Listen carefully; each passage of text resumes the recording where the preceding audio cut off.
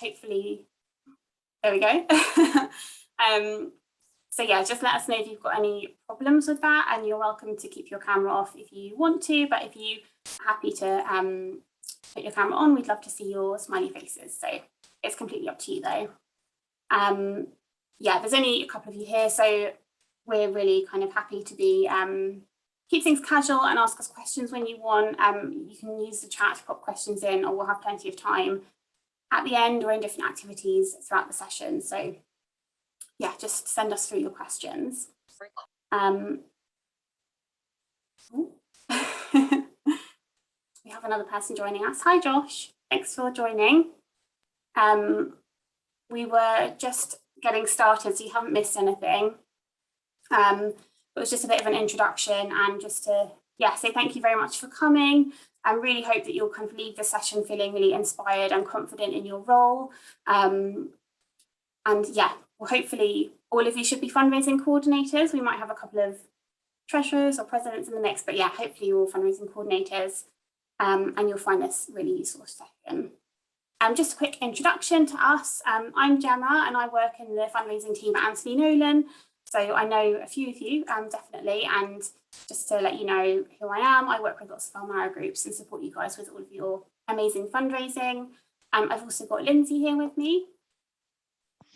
Hiya. I work alongside Jem in the fundraising team, and I support our Mara groups in Scotland and Northern Ireland. And then we have the lovely Zoe with us as well. Hi guys, yeah, I work with Gemma and Lindsay on behalf of National Mara, so you've probably seen quite a few posts from me this week, so I do apologise for spamming. Cool. So I know that definitely a couple of you are returning fundraising coordinators, but some of you might be brand new to the world of fundraising with Mara, so we just wanted to give you a really, really warm welcome. Congratulations to all of you for your committee roles this year. It's really exciting. We hope you're feeling excited for the year ahead. As fundraising coordinators, you guys really are going to be making a life-saving difference this year, raising vital funds for Anthony Nolan. And not only that, you're going to have a lot of fun doing it as well. As you can see, there are so many different things that you can get involved in or plan this year to help raise life-saving funds, and we will be here to help you every step of the way. So you probably know by now that every group has a dedicated fundraising contact. So that's either going to be myself or Lindsay or my colleague Kira. And our role is to basically help you raise as much as you can and support you with any advice or kind of practical questions that you have. So just some of the things that will be on hand to help you with this year include things like fundraising ideas, fundraising materials, any queries or questions that you have about fundraising, generally just offering advice and helping your group raise more money, any admin bits that you need help with, so grant applications or income and expenditure forms, and keeping your group up to date with the income that we've received from you and how your fundraising is making a difference to the work of Anthony Nolan. We're always going to be on hand to chat through any issues or concerns you might have, as well as ideas. And you'll also have a national rep who can also support you with your fundraising, but you'll find out who they are after conference this week. So you probably are already aware, but just to reiterate that Anthony Nolan is a charity and we rely on fundraising income to continue our life-saving work. 5 people every day start their search for a matching stranger to give them a second chance of life. And Mara's fundraising helps us to grow the stem cell register, care for more people with blood cancer, and give families hope for a longer future together. Every £15 that your group is able to raise goes a really long way in helping our scientists conduct groundbreaking research, from helping to make stem cell transplants as successful as possible for patients, to finding the best matches for patients and improving life after a transplant. Every £29 you raise could pay for an hour of support from a specialist Anthony Nolan nurse, helping patients with their recovery, quality of life and well-being after a transplant. Every £40 that your group can raise this year, we can add another potential donor to our stem cell register. This includes the cost of signing the donor up, collecting and analysing their swab sample and working out their tissue type, as well as storing the donor's tissue type on our register so that we can search for them as a match for someone with blood cancer. If your group was able to raise £305 next year, that could pay for someone who has had a transplant or a close family member to access our telephone emotional support service so that they can get expert psychological care at an especially challenging time. And if your group was able to raise £2,000 next year, ambitious, but if you were, this could help collect cord blood rich in stem cells from one of our amazing life-saving mums and their newborn babies. Hopefully that's given you a bit of an idea about why your role as fundraising coordinator on the committee is so important. As fundraising coordinator, you're going to be the go-to person in your group for all things fundraising. You'll be responsible for organising events and trying to help your group raise as much as possible. However, having said that, your committee should be supporting you with your role as well. So do ask them for help and support with organising events, and don't be afraid to kind of delegate to volunteers as well. It's a really great way to actually keep them really engaged in what you're doing. We'd really recommend kind of sitting down at the beginning of the year with your committee and having a think about your target and what you want to achieve throughout the year in general, just to really harness the support of your committee and volunteers. But just to give you an overview of what your kind of key responsibilities involve in this role, you're responsible for raising funds to help continue our life-saving work, organising and planning fundraising events and activities, liaising with companies and local businesses to secure raffle prizes to help with your fundraising, promoting your fundraising, and creating contacts within your kind of university or committee that can help with your fundraising activities, so other societies or local businesses. You will be responsible for keeping in touch with your fundraising contact, Anthony Nolan, so myself, Lindsay or Kira, and keeping us up to date with your plans and your fundraising, as well as keeping your income and expenditure form up to date and returned to us on time.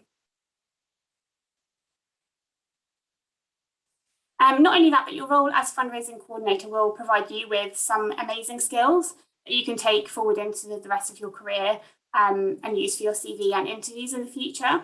It will give you incredible experience, and all of these skills on the slide are really valued by employers and are transferable to all sorts of sectors. So hopefully you'll be gaining a lot with us through your role as well.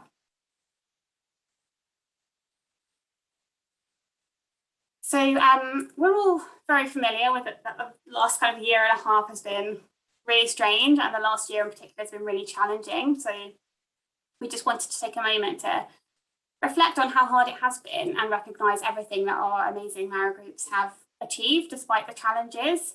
There's been a lot of mask wearing, socially distanced meetups and deliveries, loads of online events, loads of virtual events and meetups, and individuals taking on challenges by themselves as well.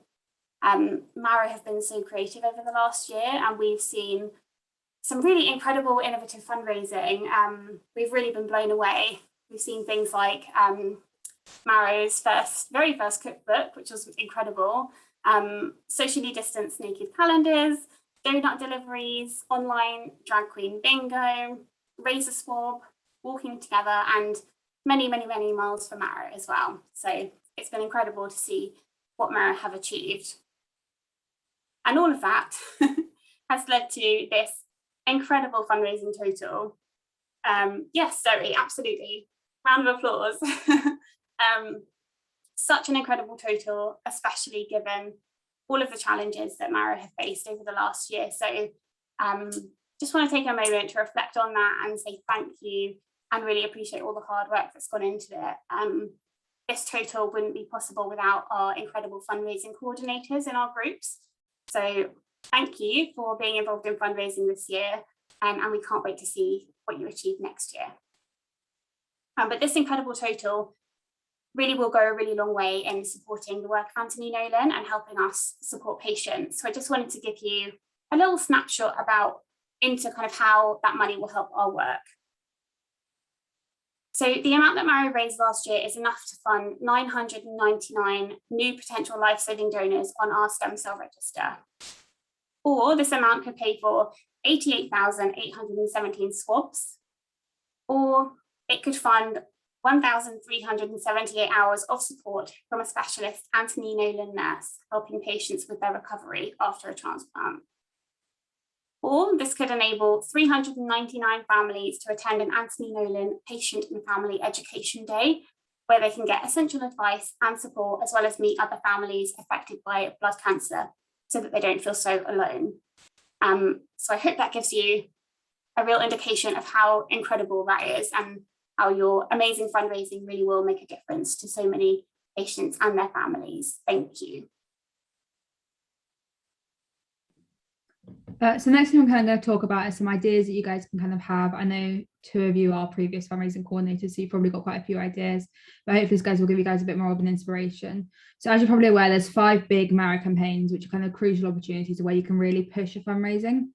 So the first one is kind of freshers, and this obviously happens in September. Some of you may be having your freshers at the moment or already happened, but if not, it's worth starting to think about kind of what you could do with your freshers. So at your freshers stand, could you have a collection tin or like a small cake sale, or look at doing a social? Everyone likes to go out during freshers week, so could you kind of incorporate that?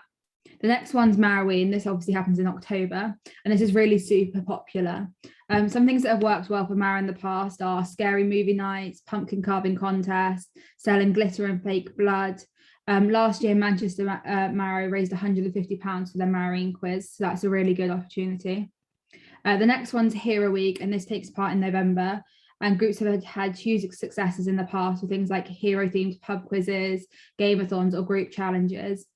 Holding society competitions work really well because it doesn't actually take much effort on your behalf, and you can end up raising quite a lot of money. So Plymouth Marrow did this last year and included 8 different societies and raised over £1,400. Marramus, which is my favourite, is in December, and that basically you can enjoy Christmas. And people tend to be a bit more generous around then. So people have had successes selling Christmas cards, delivering candy canes. You can have a stall at your local Christmas market, host a choir concert, or just some singing outside. Durham and York both did candy cane deliveries last year, and Newcastle and Cardiff both held quizzes, so they were really successful. So the next kind of thing that then comes up in January is refreshers. So probably a lot of it will be recruiting volunteers and potential donors, but it's also great fun just to do a catch up or social fundraiser. So a quiz or a bingo night can always be a really good thing. It's also a good opportunity to start thinking about someone who might want to go into your role in the future. So delegating tasks or events for them to do is a really good way of kind of engaging them. The next one is the Merriments. That's probably the biggest campaign for Mara of the year, and there's been loads of incredible events that have happened over the last couple of years. Some of the most notorious ones include Warwick's Take Me Out, Glasgow Goes Dating, and Plymouth's Valentine's Auction. We've also seen groups do loads of amazing amounts of money by rose deliveries, donut sales, and raffles. You also have a March of the Men, and while this is mainly a donor recruitment event, you can also kind of collaborate with societies to see if you could do a bit of fundraising alongside of this. So maybe challenge them to have a total donor recruitment event, but also a total fundraising, and try and get a prize for that. And then finally, Miles for Mara takes place in April, and it's definitely another firm favourite. You can take on a team challenge to cover a number of miles across the month. This can be walking, biking, swimming, paddleboarding, you name it, you can probably do it. I know Bagner Mara took on Miles Mara last year, and they cycled 14 minutes every day for a week to represent that every 14 minutes someone in the UK is diagnosed with leukemia, and they raised an incredible £350. So it's a really good opportunity to kind of focus your fundraising throughout the year. So I think we're going to do an activity session now. So we'd love for the kind of the 3 of you to maybe just chat about kind of if you've got any ideas of fundraising plans for the coming year, and have you got any kind of the specific campaigns. I'll pause the recording, so if you guys don't want to be on the recording, then you don't have to be volume, but got any ideas? Yes, anyone? Always makes me jump. She's so serious. Yeah. Cool. I actually think we had scheduled for a break next. I don't know if people need a break. Maybe not yet. I'm okay with carrying it on. Yeah. Same. Cool. Me too. Perfect. Let's just carry on then. Over to Zoe. So next thing I'm going to touch on is collabs. I think I already mentioned that I quite enjoy collabs because I think it makes your life a little bit easier. You can raise quite a lot of money without actually having to do much work. You can kind of piggyback off their events or encourage societies to work with you to kind of create events. It's really good to start kind of creating these relationships now. So though, even if you might not actually do an event with them till third term, actually kind of starting to kind of talk to them actually is a really good kind of way to do it. I know personally, I think I sent out 50 to 60 emails at the beginning of the year, just spamming every single different society, and we got quite a good response back to about 20 different societies kind of take part. It's also good to kind of plant that you're a charity at the beginning of the year, because sometimes societies will choose you as their charity of the year for the SU to get points, and then they'll just do their events on their own but just give you the money. And that's another really way of just topping up your fundraising total and raising money for Amphion without actually for you guys to do much effort. Last year we saw some really amazing joint fundraisers. So York Marrow collabed with their gaming society and they held a 12-day festive themed stream and they raised over £1,000. Exeter collabed with their oncology society and they raised £75. Cardiff joined up with their hiking society and they raised almost £400, and Sheffield also collaborated with their anatomy society and raised over £600 throughout the year. So I think that just shows kind of how easy it is to kind of do the collabs. The one thing I would say is don't get disheartened if you don't get responses from some societies. Some societies just won't respond, but the more you send out, the more likely you are to kind of get a response. So I think we're going to move on to Belfast Mara and Frances to kind of talk about kind of her experiences as being a fundraising coordinator. Hello, am I okay to go ahead? Cool. Sorry, I'm losing my voice, so if there's any weird like croaks or anything, this is why. But yes, hello everybody, my name is Frances, and yeah, I'm the former president of Belfast Marrow. I'm actually currently in Glasgow, so if there's anybody here from Glasgow Marrow, I'm sure I'll meet you soon enough. So yeah, no, I'm delighted to chat to you about a few of the things that we did last year. And I mean, I hope that it can give you a few ideas of events that you can run, but also some more, I guess, overarching tips about fundraising events. So next slide, please. So just to start, this is an overview of what we did last year in terms of fundraising. I'm not going to cover all of these events in the next 10 minutes or so. For example, our Call in the Caterpillar competition, I'm not going to cover that, this terrifying picture. But I mean, if you would like to know a little bit more about the events that we did that I don't mention, please, yeah, feel free to give me a message on Instagram or Facebook or the Belfast Marrow page as well. So next slide. So our first fundraiser that I'll talk about is our little Christmas pudding initiative, and we were trying to think about what people might like to buy around Christmas, and also as well what skills and talents that our friends and family might have. So my granny actually very kindly offered to knit these Christmas pudding decorations, and then we sent them out across the UK in return for a donation. So I think our key takeaway would be to have a think about the skills and talents that your friends and family have. And I know that, for example, I have friends who are amazing at like sewing and crocheting and baking. So maybe see if they donate lots of little small items like these Christmas puddings, or maybe a larger item that you could raffle off. So next slide, please. And then following on from that, yeah, we realized that Christmas was a good time to organize fundraisers. I think people are always looking for things to buy as presents, and I think people are also feeling quite generous. So we came up with quite an easy gift that people could buy, I think, for that person who has everything.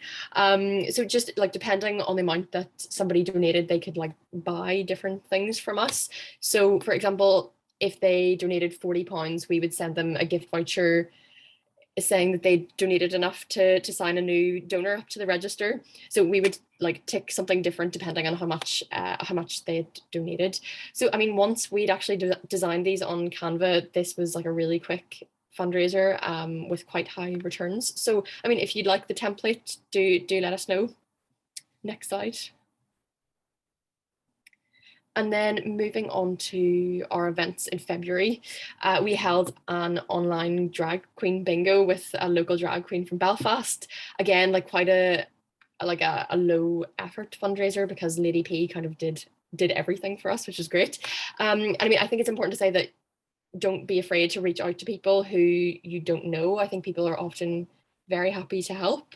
So for example, I mean, something we didn't quite get around to doing last year, but I think the new Belfast Maral committee are going to be following this up, is an online art auction. So where we would ask, like local artists and even like our arty friends and family to donate a piece of art so that we could sell it online. And I mean, the few that we've asked already, we've had a great response. So yeah, maybe have a little think about performers that you know or that you don't know, like local performers, maybe comedians, musicians, drag queens, artists, and see if they'd be willing to contribute or like be part of an event that you'd like to organize.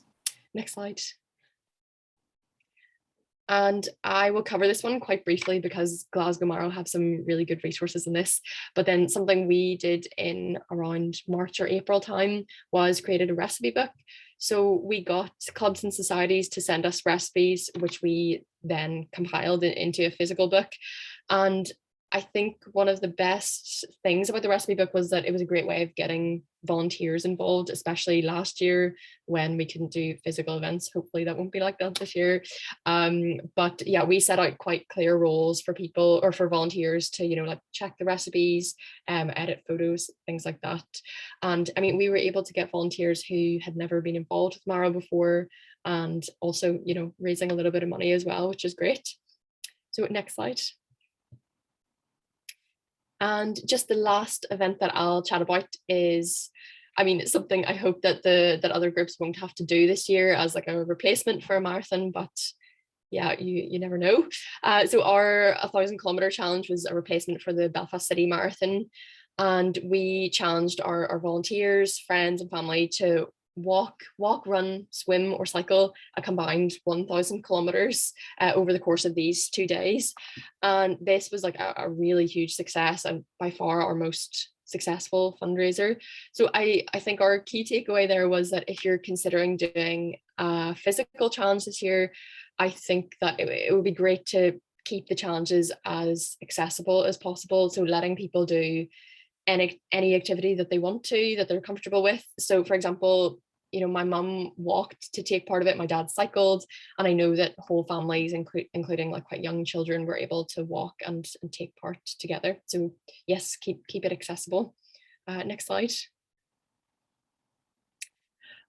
So this is the final slide, just to finish with a few more tips. And I think firstly, the most helpful thing is to start your year. I think you might have covered this already, but to start it with a monthly plan. So something like this table, and have a brainstorm about what you could do each month. So the way we did this was to think firstly, like what fell in each of these months. So Halloween or Christmas. And if you're stuck of thinking up events, maybe look up national days for inspiration. So there's something on every day, like National Cheese Day could be your inspiration for a wine and cheese night, something like that. So this really means that like you can easily space out your time and effort throughout the year. And I think the last thing to emphasize is that fundraising should be fun. But I know that speaking from personal experience, it's quite easy to get carried away with something really elaborate that you might need to put in a lot of effort and not necessarily get quite a big return from it, which can be quite demotivating. So I think it's important to remember it's to be quite careful with your time and the time of your committee and volunteers as well, because you don't want to burn yourself out. So as you're maybe making this plan for the year, try and rate each of your events in terms of effort and like financial return, and try and prioritize the low effort and high return ideas. So things like the 1,000 kilometer challenge, like the drag queen bingo, and like the Christmas vouchers as well, because it's always nice to see when your work is paying off. So that's it for me, actually. Best of luck for the year ahead, and as I said, if there's anything at all that we can help with, don't be afraid to message me or the Belfast Maral pages on Instagram or Facebook. Give us a wee message. So thank you. Thank you, Frances. That was amazing. So, no one got any questions for her? Just got a thank you in the group chat.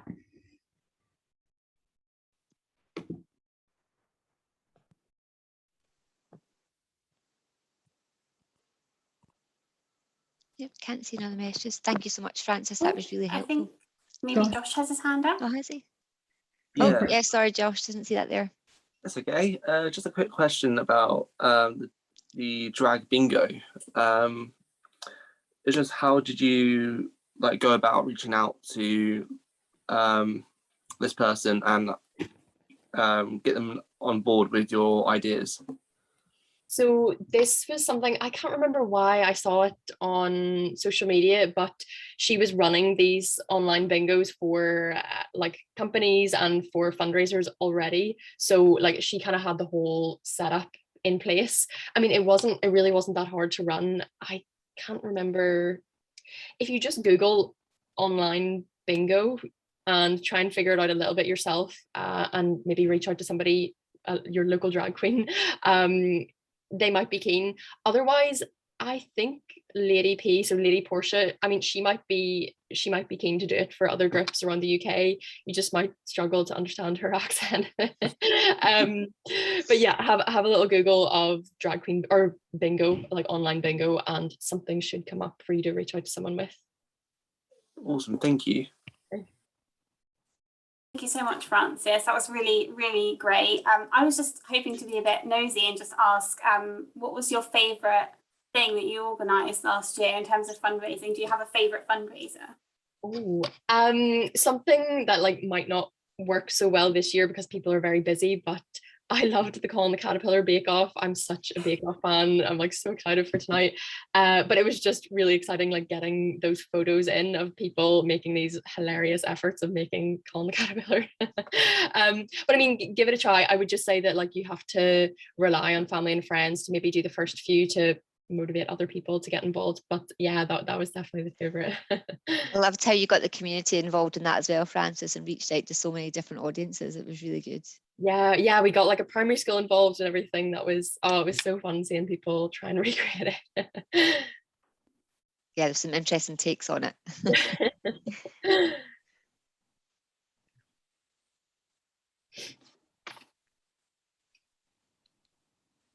Cool. Great. Well, unless there's any final questions, I think we'll let you go, Francis, and look forward to Bake Off tonight. I will. Thank you so much and good luck to everyone. Thank you so much. Thanks, Francis. Bye-bye. Bye. Bye.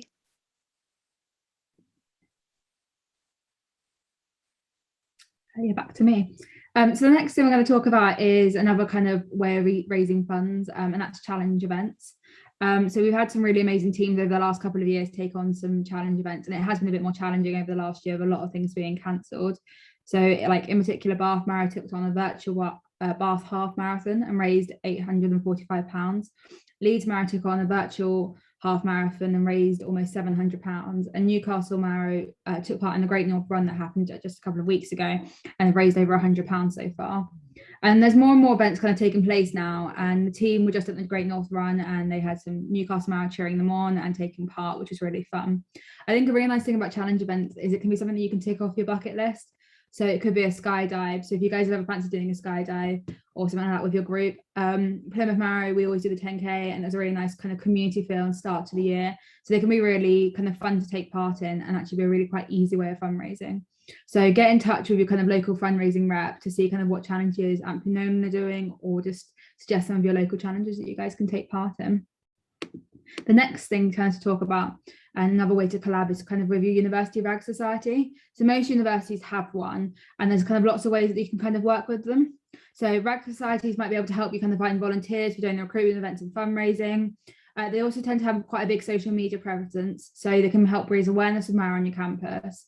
And kind of with fundraising societies, they actually choose charity partners to work with. So if you email them early on, you might be able to make Mara one of the charity partners that they actually work with. You just be aware that sometimes they only choose nominations from students. So just make sure you kind of email them early on in advance. But if they choose Ampinonan after your nomination or hold a one-off fundraising event with RAG, everything that raised will go towards your total. I think I'll pass on to Lindsay. Thank you. So we know that things might still feel a bit uncertain at the moment, and we're very much still in the pandemic, and we're not really sure what things are going to do in terms of lifting restrictions and things like that. So we're also very aware that each of your universities will be doing things slightly differently as well. So depending on your issues advising this year, and depending on how comfortable you and your group are feeling, you may prefer to continue holding more virtual fundraising, which is absolutely great and fine, because we've seen such huge successes over the last year, as we've already been discussing. So if you decide that you and your group aren't quite ready for face-to-face fundraising, that's completely fine. There's so many different ways that you can still organise virtual fundraisers, as we've already discussed previously, and some ideas that you could include, which again, probably repeating myself here from what you said, but you could do a fitness challenge, so similar to what Francis was saying. You can challenge yourself to cover a certain distance in a month with friends and family, or you could do a squat or sit-up challenge as well. You could do cooking classes, again, as Francis and we were talking about earlier, with Bake Off starting. If you've got someone this is in your group, or you've got a baking society at university you could team up with, and you could maybe do an online cooking class or a baking masterclass. If you're feeling really brave, you could possibly do a head shave or a crazy haircut, or even possibly a sponsored wax if you're even braver. You could also possibly do some dance classes. Sheffield Mara held their brilliant Bollywood dance class online during lockdown. So you could get your dance societies involved and ask them to maybe host a lesson online. Glasgow Mara also are really successful with doing their revision nights. And what they do is they get an online revision class that they've held. They've done it for medical students, and they've done it for quite a few years now. And they offer students the opportunity to study with students in the year above them to get support and advice on their studies and exams. And they ask for a donation to attend these sessions online. Another really quick win, and it's quite easy to set up and do, is Sweepstakes. So for example, you could, with, again, as we've said, the British Bake Off starting tonight, so you could start one of those off. There's also the Sweepstakes for I'm a Celebrity, Get Me Out of Here, Strictly Come Dancing, or you could do it for sports events. We've got lots of templates on 365, and we can share with you if you're interested to learn more about that. And next slide. So just to give you a bit of a guideline, if your groups do decide to do face-to-face fundraising, which again is fantastic, please just be aware that there's some guidelines that we'd ask you to follow. So if you could just check with your local government guidelines. If you fall under the clinically extremely vulnerable category, please make sure you follow advice of your medical team and specialist. This is really important. You need to take care of yourself first and foremost.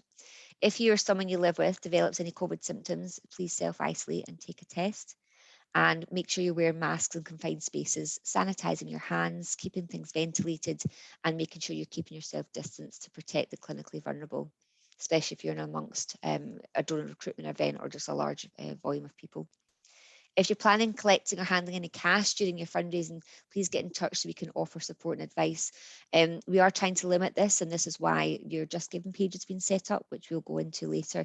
So if you can limit doing that, that would be ideal. But if you do decide to do that, please get in touch with us. We're going to share a link in the page, I think, which is linking to our website, just to give you, just to go over those again. I tried to do it there, but it wasn't letting me do it, so I'll try again. We can always share at the end or in the break, Yeah. Lindsay, if that's easier. Yeah, we'll do that if that's okay.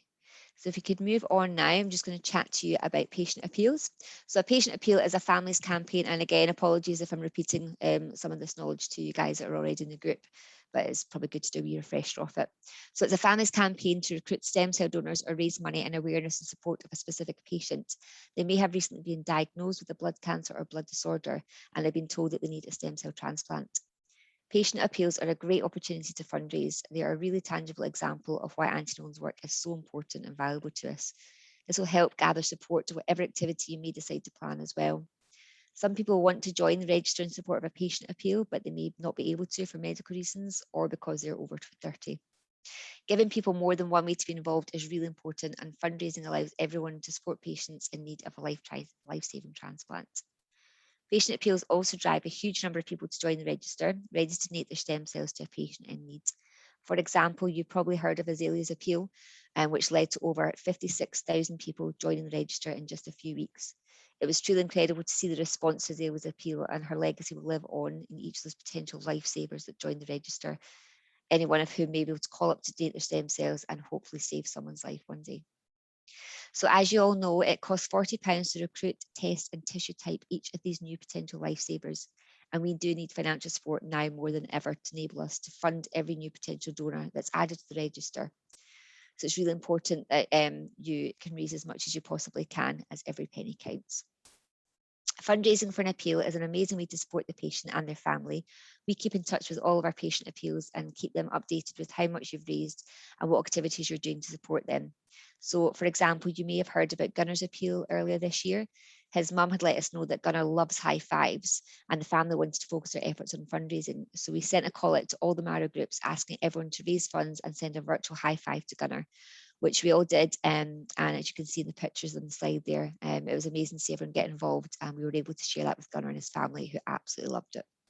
So please make sure you chat to us if you decide to support an appeal and it's something you want to do, because we can help offer some guidance and support around that. So just to give you a quick overview and some fundraising ideas which work really well around patient appeals, you could do Facebook Donate, sharing fundraisers set up by the patient or their family, have a collection tin at your donor recruitment event, hold an event in support of an appeal such as a cake sale or a pub quiz or quiz night, and take on a challenge such as a marathon or a colour run, are really good examples. We're going to break into activity session now. I don't think we're going to do breakout rooms. I think we might just keep it all into, just because there's not as many of us, but I think it'd be really good to have a chat, go into sort of how about your experience of working in patient appeals, and talk about any ideas that you think you could do for fundraising for, specifically for an appeal, and things that we could do to support you. So we'll give about 5-10 minutes for this. And it's also going to be a survey, but we can chat about that in a minute. But is anybody here already working? So the first thing I think is thinking that things will be a lot easier than they are. So it was the first year we did a naked calendar when I was fundraising coordinator, and I kind of went into the idea thinking the project probably take about 6 weeks, which it definitely doesn't. It takes a good, I'd say 10 to 12 weeks by the time you kind of included everything. And we kind of took it on by myself and one other person, and then you actually realize that you need quite a lot of committing. I think the first thing to think about is always give yourself more time than you realize. So if you think event's going to take 4 weeks, give yourself 6 to 8 weeks to plan it, just to be sure. The next thing is taking on too much. So we kind of talked about planning at the beginning of the year, but I ended up planning the whole year out and then just adding more and more events in. So we ended up taking on quite a few events throughout the year, which is great fun and it's really good for raising a really high total, but it also can kind of tire you out, and you've got to kind of remember that you actually have uni as well to do, which I definitely didn't think about sometimes when we were doing events. I think kind of the next thing is not getting support from the committee. I think if you're worried or stressed, you've got your committee to help, but you've also got fellow fundraising coordinators, national and the Mara team. And I think don't be kind of afraid to ask for help.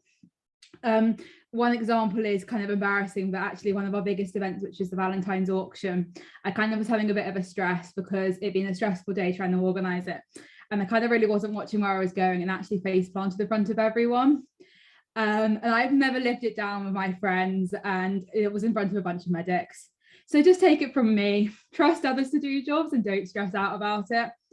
And I think the other thing is, like, you can form subcommittees, and it's a great way of getting people involved within that. But just trust people, because I definitely didn't in that event and that ended badly. And the final thing is like plan ahead. It really helps with funding. So a lot of funding applications are due like termly. But it also kind of helps give you smaller goals to achieve. So kind of maybe say if you want to raise an overall grand next year, doing 500 by Christmas and then another 500 by next term. And you'll be able to kind of see how you're doing kind of with that goal and kind of plan ahead with that. So the next thing, I kind of wanted to leave it on a more positive note. I think kind of lessons kind of I've learned from it. I think the first thing is keep going. You're going to have some events that don't go well. You're going to get not a lot of responses. You might have 100 unread messages. There's definitely been times that I've messaged people, and I think I messaged about 50 people for a 10K event who put interest in our event, and I think about 12 people responded to me. You just get used to like not being disheartened. You aren't expected to be perfect. The Mara team don't expect you to get a grand per event. Like, they'll be happy with whatever you guys kind of do. You're putting the effort in, so don't expect to be perfect. I think the next thing is goal setting's really good, but make sure they're realistic. I went into the year wanting to raise 10 grand when I was a fundraising coordinator, which we did achieve. But if you work until about 4 a.m. in the morning, then you're probably taking on too much. So I think learn when to say no. You probably can't take on like 3 big events, so maybe make sure they're spread out. or if your committee's a bit smaller this year, maybe just take it down to one event and kind of build it back up. Next thing is Excel and Just Giving make your life so much easier. I've learned to love them over the last 2 years, and I think I have about 50 Excel sheets and so many Just Giving pages. Just a little thing, I created a whole Just Giving guide, which is on Maro 365. So if you're struggling with Just Giving, check that out. But I'm also quite happy to message you about it because I definitely know how to use Just Giving now.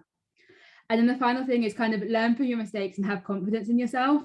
You do probably have the skills to pull off the event. It can be kind of nerve-wracking, especially if it's your first time in the job, to kind of face these kind of events, thinking about funding, thinking about kind of just organizing something. But actually, you will have the skills to do it, and you'll build the skills to do it, and you're going to learn so much from it. I've had so much fun over the last couple of years, and I'm kind of sad I'm not going to be on the committee next year, although they're not getting rid of me that easily. So if you've got any questions, I'm happy to answer some.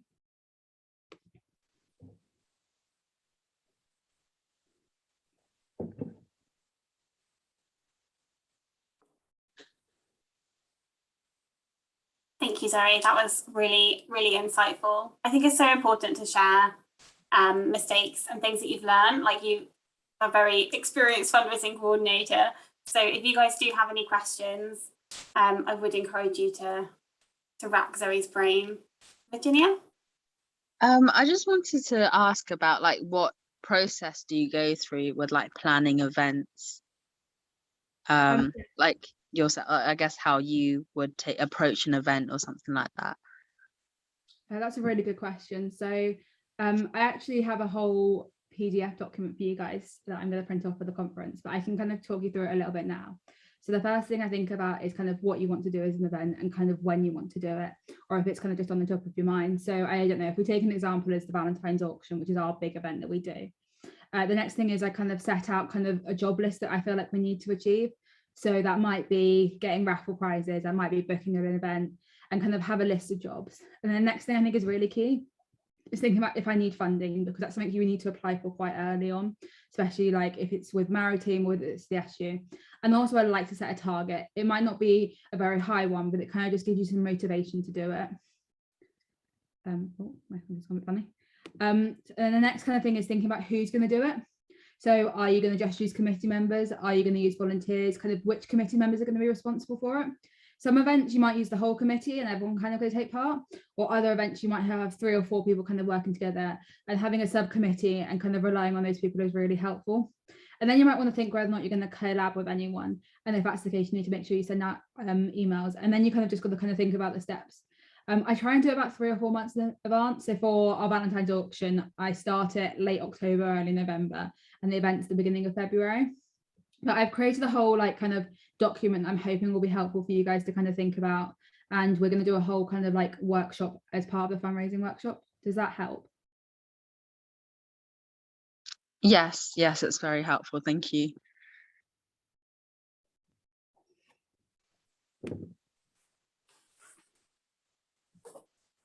Cool. Anyone have any final questions for Zoe?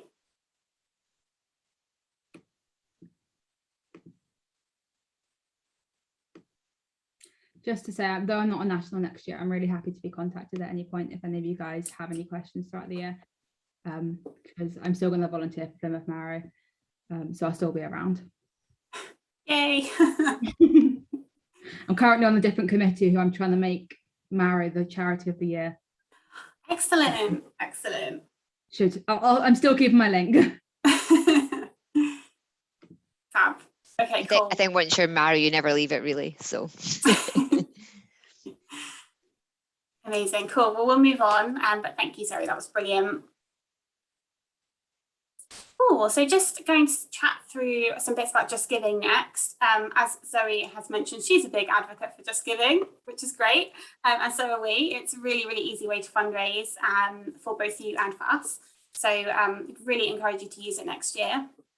We have created a page for every single Maro group. You should have received a link to your page by now, but if you haven't, please just get in touch with your fundraising steward to let me, Lindsay, or Kira know if you haven't got your link. Everything you raise next year should be linked to this like main page. And this main page that we've set up for you kind of acts as like a sort of central hub for all of your fundraising activity for the following year. And that basically means that you'll be able to see everything you've raised in one place. And it also means that everything you raise will come automatically to Anthony Nolan. So you don't need to worry about making any transfers or kind of sending us funds or anything. It all happens automatically. So it's super easy. So for every fundraising activity or event that you're planning, you'll need to set up an individual fundraising page that kind of sits within this like hub page. For example, if you decide that you want to do like a virtual quiz or an in-person quiz, but you want to use Just Giving to collect your fundraising, you would just click on the Start Fundraising button on this main page, and it will take you through to set up an individual fundraising page for your quiz. This quiz page would then be linked to your main page, and it will contribute to your total. So that will kind of go towards your main total on your main page, but you'll also be able to see a really easy breakdown of what each of your events and activities has raised as well. So it just keeps things really kind of organized and tidy for you guys so you can keep track of what you're doing. As I said, you should have received your link by now already. But if you haven't, you can also use this link at the bottom of the screen to find your page. And as Zoe said, we're on hand to kind of offer support with Just Giving throughout the year, as is she now, she's offered her support. And Zoe's also, made a really handy guide, which is on SharePoint on 365 as well. So if you kind of are stuck or just want a bit of an overview or a refresher if you've used it before, we'd really recommend kind of looking at that as a starting point. Another feature that's really great on Just Giving is the team pages. So you can use these to set up a group page for like a challenge activity, for example. It could be really any group activity, but one example that we see kind of is being most popular for are things like challenge events, so like runs. So if you were doing like a 10K, for example, and you had like 8 people taking part, we'd really encourage you to set up a team page, and that would allow you to kind of keep track of all of your individual team members who are fundraising, as well as keeping track of your team's total as well. This page also allows you to kind of have a team target on your Just Giving page. So you can decide on a kind of target as a team and individual targets as well. It just gives you lots of kind of flexibility with how you want to use it and what each kind of person wants to achieve. As we said, we'd really, really recommend that you use your Just Giving page throughout the year and just use these to kind of pay your funds into us as well. However, we know it's not always that simple. Some SUs can be more challenging than others. There's a few examples out there of SUs who, for some reason, just won't let you use Just Giving or just want you to pay funds in a really specific way, which isn't ideal, but we do appreciate that that happens. So if it does happen, just let us know. We can offer support with that. In general, we can offer support with challenging SUs. So let us know if you need help. But if your SU really won't let you use Just Giving or kind of requires you to send funds in another way, we just have a few tips to help you with that. So just make sure that you always ask for a receipt if you're paying anything into your SU. That's just so that you can make sure you can kind of prove that you've paid funds in if there's a bit of an issue later on and you need a reference or you need to go back to that. As I said, if you're having issues with your SU, please do let us know. We are here to help. We can help negotiate or chase if you need us to. Just remember to give the SU our bank details so that they can send the transfer if they need to. We can help you with all of those details, so do get in touch. And a reminder that if you are using an SU bank account, it needs to be down to 0 at the end of the year. So just make sure you are chasing your SU to get us to be sending us the funds in plenty of time, because it can be a bit of a slow process as well. And finally, just a general reminder on this one, that you shouldn't be setting up your own Marrow Bank account. Details can get lost when committees change and people leave, and it can get really messy and complicated. So don't set up an individual account for Marrow. Just use Just Giving, and if you have to, use your SU as well. So this is just another feature on Just Giving, which is really, really handy. We've all seen a lot of these over the last year and a half, so it should be really familiar.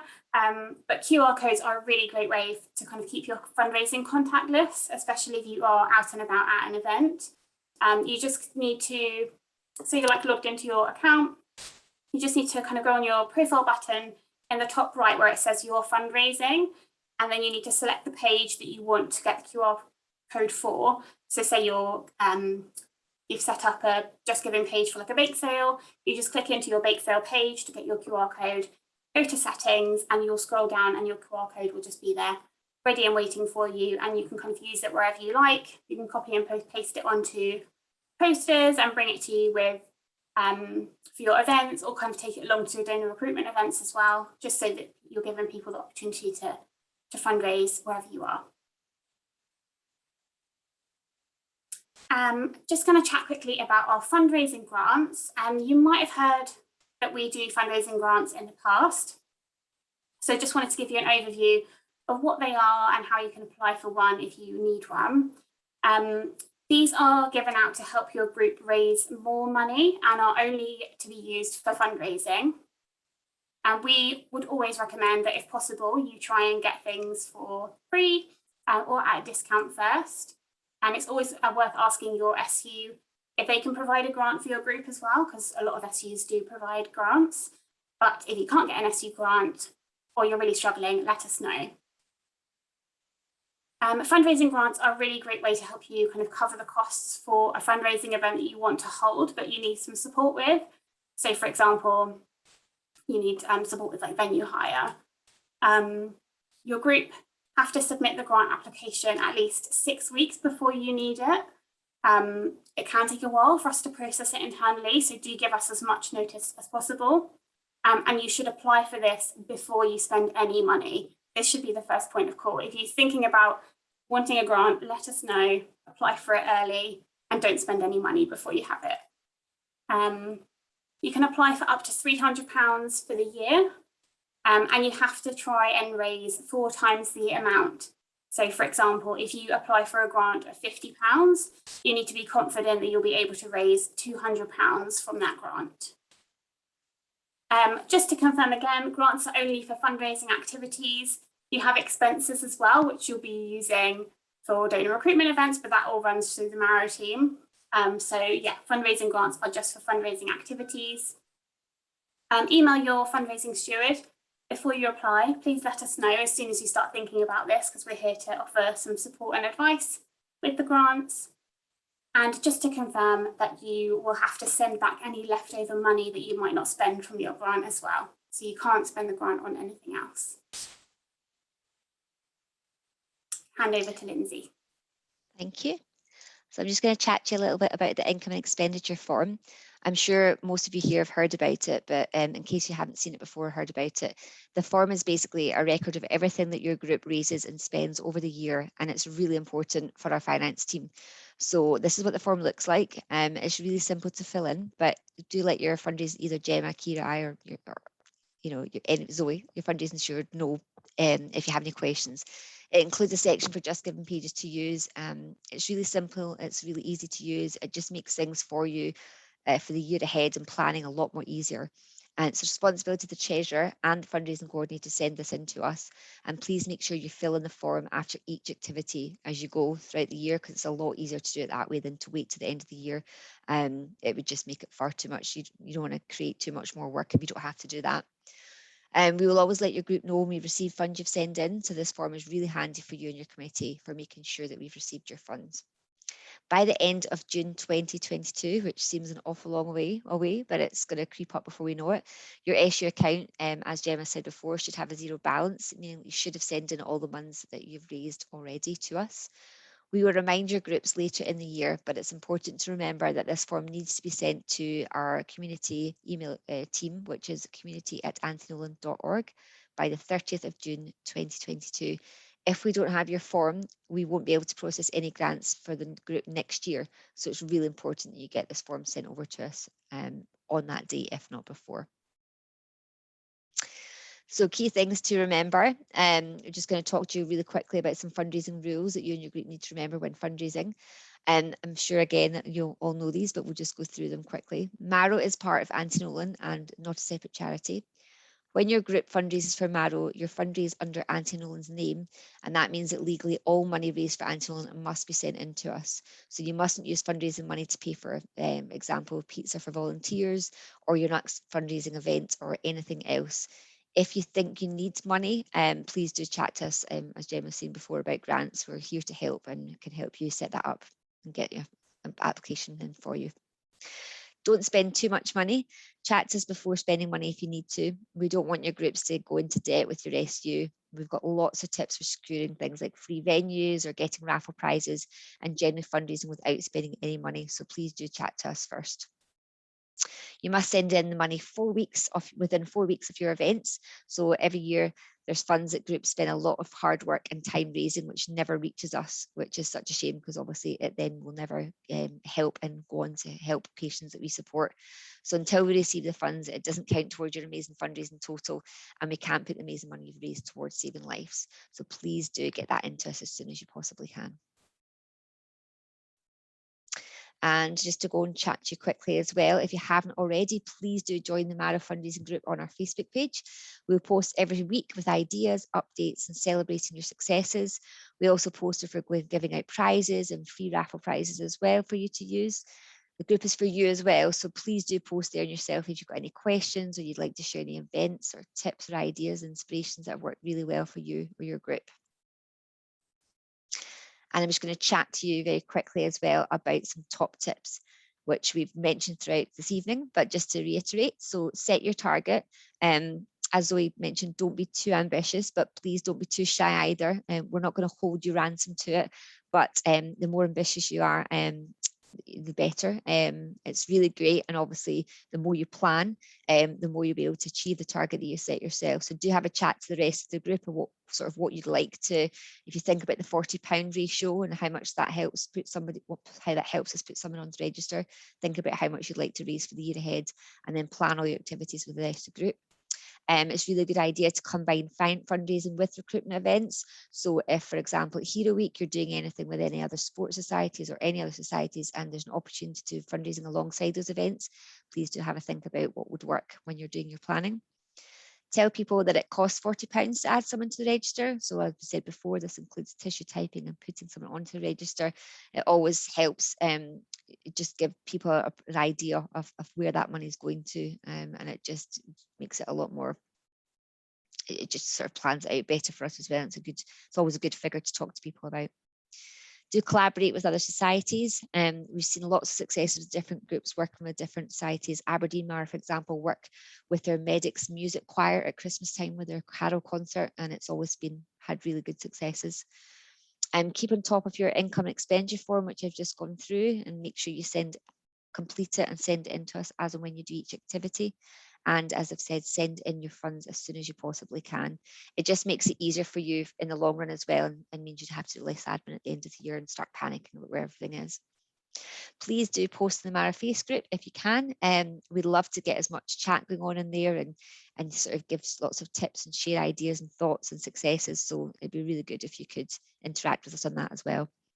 And most importantly, just keep in touch with us. Ask as many questions as you'd like. We're here to support you and help you. So please do keep in touch and let us know if there's anything that you would like to chat through. We're here to help. And lastly, Stephen, just wondered if you had any questions, if there was anything that you would like to chat about or just quickly go over again. This is your time to speak now or forever hold your peace. No, I'm kidding, we're here all the time. But yeah, if you've got any questions just now, then please do ask away.